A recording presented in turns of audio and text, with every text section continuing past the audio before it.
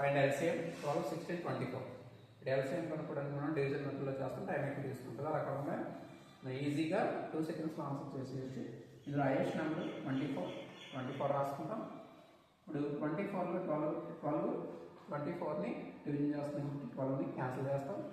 16 24ని division చేయదు. ఒకటి 16 మనం 8 into 2గా రాస్తాం. అందులో 8 24 డివిజన్ చేస్తుంది, క్యాన్సిల్ చేస్తాం. రిమైనింగ్ ఏదైతే మిగులుతుందో దాన్ని ఇంటూ వేసుకుందాం. ఇప్పుడు 24 into 2 48. ఇప్పుడు మన ఎల్సిఎం 48 అవుతుంది. అదేవిధంగా 4, 5, 12, 25, 40. ఇందులో హైయెస్ట్ నెంబర్ 40 రాసుకుంటాం. ఈ 40ని 4 డివిజన్ చేస్తుంది, క్యాన్సిల్ చేస్తాం. 5 కూడా డివిజన్ చేస్తుంది, క్యాన్సిల్ చేస్తాం. 12 40ని డివిజన్ చేయదు కాబట్టి 12ని 4 into 3గా రాసుకుందాం. అందులో 4 40ని డివిజన్ చేస్తుంది కాబట్టి క్యాన్సిల్ చేస్తాం. రిమైనింగ్ 3ని into 3గా రాసుకుందాం. నెక్స్ట్ 25 40 డివిజన్ చేయదు కాబట్టి 25ని 5 into 5గా రాసుకోవాలి.